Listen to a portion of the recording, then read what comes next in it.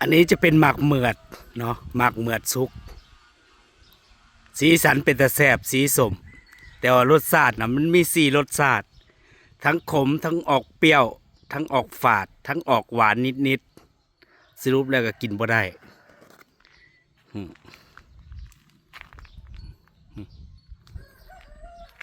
เต็มต้น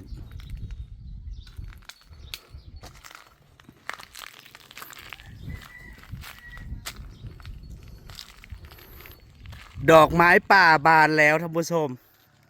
มันเกิดเองตามธรรมชาติได้นี่จะออกขาวม่วงมันเป็นตระกูลหญ้าเนาะแต่บางคนเขาเอ่ยว่าหวานซีทิศแต่ว่ามันเกิดเองนะจ๊ะตามเดินบ้านตามโคกตามป่าสิมีให้เห็นนี่ต้นมันอ่ะอันนี้ดอกตูมเดี๋ยวอีกวันสองวันก็บานแล้วเนี่ยอันนี้ก็แมนเนี่ยดู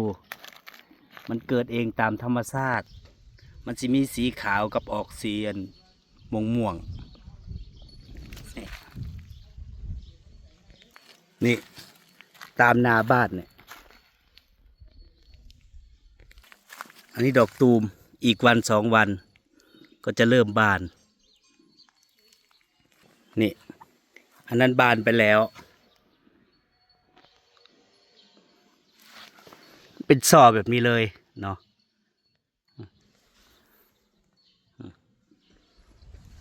อันนี้กับแม่นเนี่ยบานแต่เมื่อวาน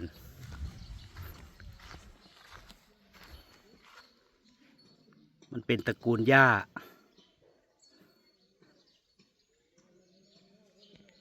แต่ว่ามันสิมีอันกลิ่นหอมอ่อนๆอยู่เด้หอมเหมือนหอมดอกไม้หอมดอกไม้ทั่วไปอะ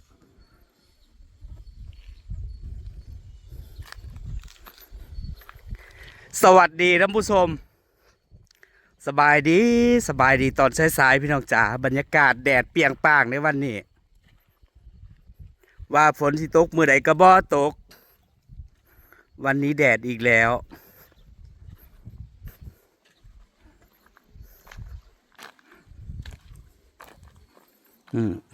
ยายลุนหลังจากที่ห่างหายกับวงการทอผ้ามาสักพักเพิ่นพักเพิ่นว่ารอบนี้ก็เลยกลับมาเฮ็ดอีกรอบพี่น้องสบายดีพี่น้องผ่าสีบ่นี่แค่สีผ่าสีผ่าตัดเสื้อเนาะเพิ่นสิกลับมาทอผ้าอีกแล้วเพอช่วงนี้ก็ว่างบ่ได้เฮ็ดหยังเฮ็ดก็บ่ออกก็เลยบ่ได้ไปหาเฮ็ดมันออกบ่หลายพี่น้องเขาเจ้าไปก็บ่ค่อยได้ดอกได้แต่ผู้ได้เฮ็ดปวกฝนก็บ่ตกต่อเนื่องดินก็เริ่มแห้งอีกแล้วทอผ้า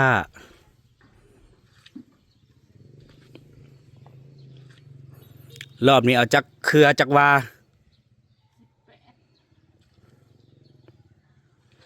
อันนี้เขาเอิ้นว่าคนเครือหูกเนาะทั้งเครือมันก็สิมีทั้งตำเครือสีดำแต่ว่าทั้งตำมันเนี่ยแล้วแต่สิเอาสี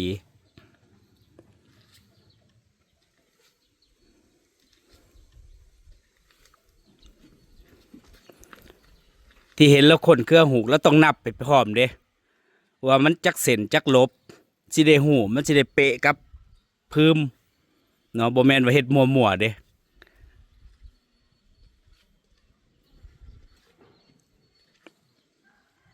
พื้มมีจักตาต้องคนจักเส้นจังซี่น่ะเนาะทอผ้า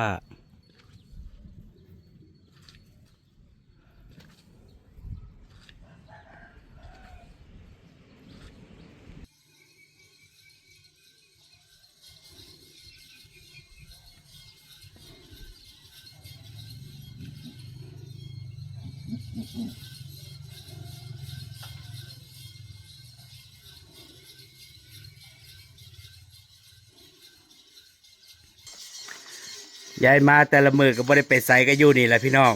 เพิ่นก็อยู่กับ การทอผ้า เพิ่นน่ะทอผ้ามัดหมีเนาะอันนี้เขาเอ่นว่าการปั้นหลอดนี่หลอดที่เขาเจ้ามัดหมีอ่ะ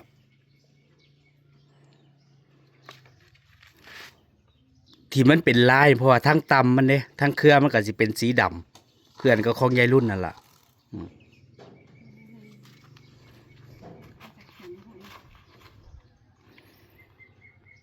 มาแก้มัดหมีเองปั้นหลอดเอง แล้วก็ท่อผ้ายังทรงให้เขาเจ้าเนาะทุกครั้งที่ปั้นหลอดนะต้องแบบ เอาเสือกลอยไว้เด้อย่ามันหลงแต่ละหลอดมันตามลำดับเนาะ1 2 3 4สีว่างมั่วบ่ได้คือผ่าทั่วไปสั้นละมันบอกเขาลายมันเนาะมันต้องไปตามระบบของมันเนี่ยมันขาดม่วนได้ม่วนหนึ่งไปบ่ได้คือมันจะผิดพลาดลายนี่แล้วต้องร้อยเสือกไว้อย่างนี้นี่ห้อยเป็นพวงไปนี่ลืมบ่ได้เด้สั้นละลายมันเปลี่ยนเนาะขนาดมันรุดออกเลยก็ยังบ่ได้ใส่แล้วตัวมันรุดออกไปปลาเลยสั้นละลายมันเปลี่ยนเดี๋ยวจะพวงห้องกันห้องกับปั้นอยู่แล้วห้องกันแล้วห้องกับปั้นแก่แล้วนะแก่แล้ว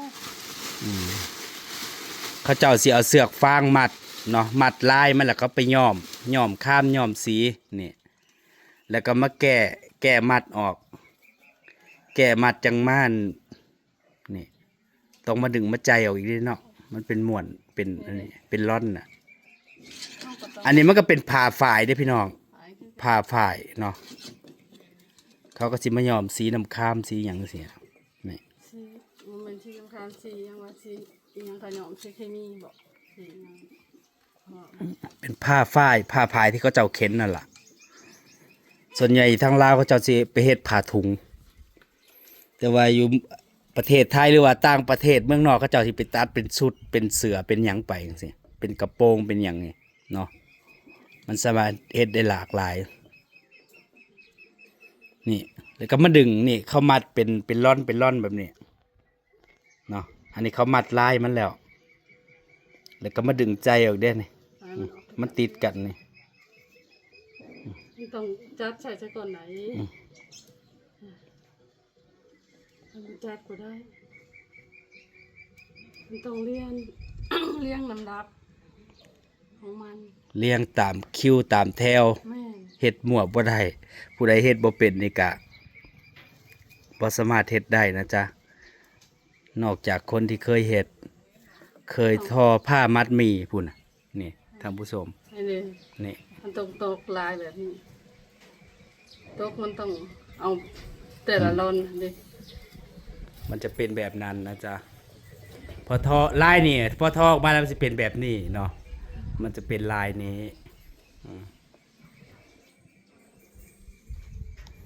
แสดงว่าคนที่คิดค้นหรือว่าคนที่มัดหมีนี่ก็เก่งพอสมควรเด้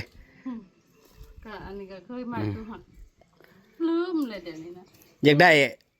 เพิ่งเลยได้ประมาณนายทุนเขาเจ้าอยากได้ลายใดอ่ะเขาเจ้าสิบอกมาแหละคนมัดมันสิมัดเป็นเนาะมันหัวหนึ่งนั่นนี่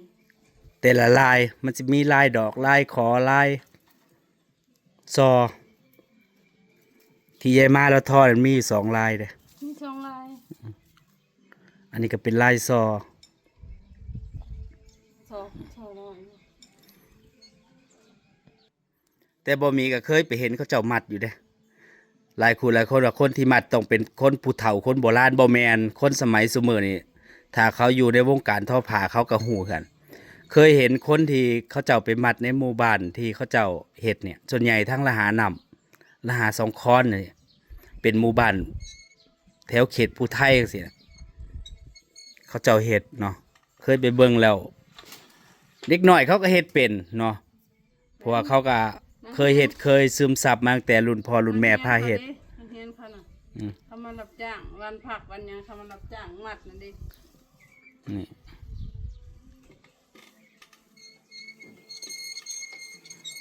แล้วก็ปั้นไว้หลาย แล้วจังไปท่อที่เดียว เพราะว่าสั้นแล้วมันก็สิเสียเวลาเที่ยวมาปั่นเที่ยวมาท่อยเนี่ยแล้วปั่นไว้ที่เดียวได้หลาย ปั้นเบิดเลย ปั้นแล้วก็เอาเสือกร้อยไว้ แต่ละพวงบ่ให้หลงบ่ให้ลืมเด้ บ่ให้มันรุดออกถ้ารุดตะเวนอีกแค่สิจับลายไหนแค่สิจับหลอดได้ใช่กันนะดิต้องไปไล่หลอดใช่กันอีกไล่หลอดใช่กันนะ หลายคนว่าเห็นเนี่ย แล้วมันออกมาเป็นลายแบบนั้นได้ไงก็สิงงบ่แสดงว่าคนที่คิดมัดมีขึ้นมาเนี่ยก็บ่ธรรมดาพี่น้องเนาะต้องมีความรู้ด้านการทอผ้าจริงๆเขาก็ต้องพ่นใส่อันรักเพื่อของเขาอยู่ไหนรู้ไหมว่าเสียนหมัวซั่วไหนมันเป็นรักเพื่อคือกันกับอัน คือคนที่ทอผ้าเป็นนี่ก็บ่แม่นว่าสิสามารถทอผ้ามัดหมีได้เบิดทุกคนเด้ แม่น คือยายรุ่นเราก็เคยทอผ้ามัดหมีเนาะเราเคยทอรับจ้างอยู่ อันนี้ยายมาแล้วก็ทอรับจ้างเขาเจ้าพอได้แล้วก็ได้10ผืนแล้วก็ตัดไปส่งเขาเจ้าเนาะเป็นหมวดเป็นหมวด ซิดนะฮะท่านได้จัดท่านอันนี้ตัวรองมาแล้วก็ท่านจัดมันต้องเอาตัวนี้ ท่านผู้ชม ตั้งให้มันได้ นี่ 6 งามบ่มันเป็นผ้าฝ้ายนะท่านผู้ชม เวลาเขาเจ้าไปตัดชุดเขาเจ้าก็ไปใส่ผ้ารีดกาวเนาะมันก็จะหนา ส่วนใหญ่พวก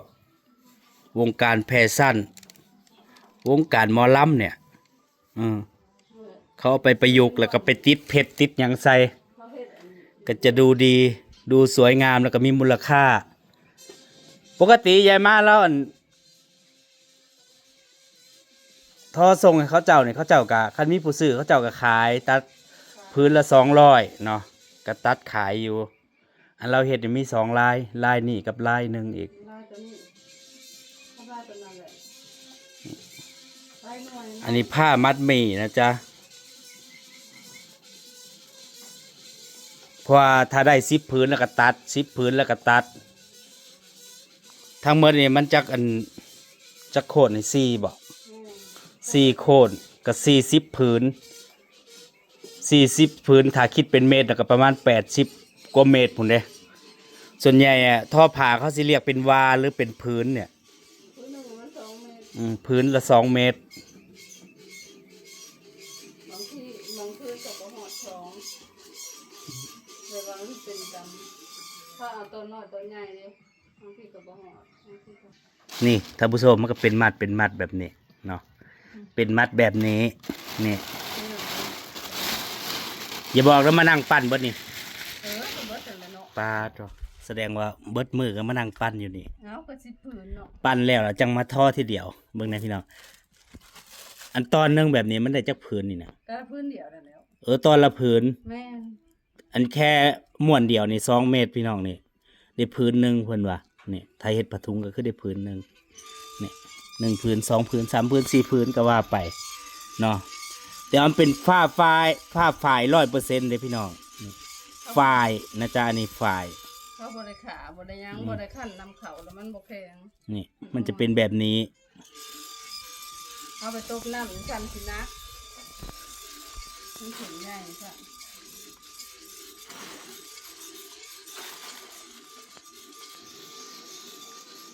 มื้อนี้เพิ่นปั้นหลอดเนาะ เขาไปปั้นเมื่อกี้นี่นะเขาก็แล้วตัวนั้น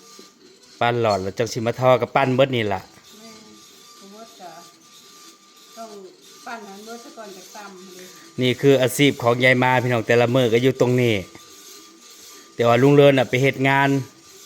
ต่อเติมบ้านก่อสร้างบ้าน งานเพิ่นก็หลายอยู่เฮ็ดหลังใหม่ไปเรื่อย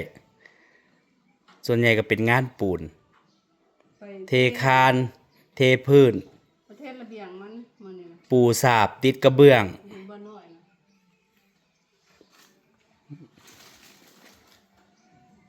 พอเฮ็ดแล้วเพิ่นก็สิมาร้อยแบบนี้เนาะ เนี่ย เอาเสือกร้อยไว้ แล้วก็มาปั้นที่ละหลอด แต่ว่าบ่ได้คนนี่แหละ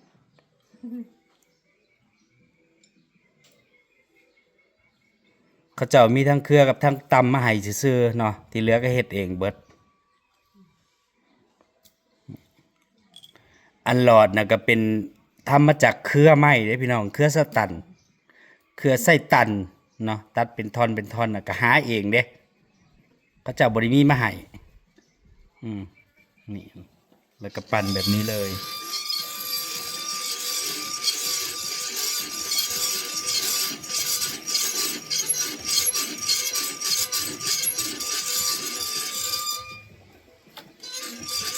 ทั้งแขกทั้งแม่และทั้งมาแขกก็บ่ตรงอีก ก็ต้องเบิ่งอีก มันถือว่าทั้งทั้งบ่แขก บ่แม่นสิอยากตัดตรงใดละตัดเด้ แม่ ก็ต้องเบิ่งว่ามันฮอดจุดใดเนาะ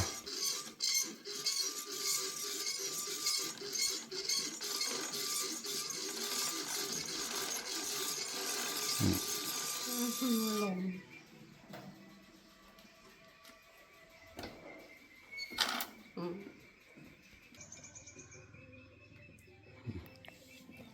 พอสุดลายมันจังสามารถตัดได้ ให้ลูกจับ แล้วก็เอาเสือกร้อยไว้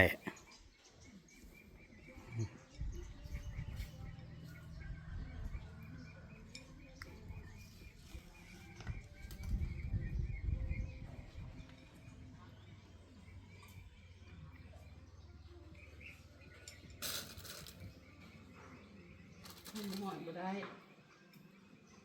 มันบ่เพื่อนเอาตามแผ่นขาวเอาตามธรรมดาเอาบ่ได้หอยให้มันละเลย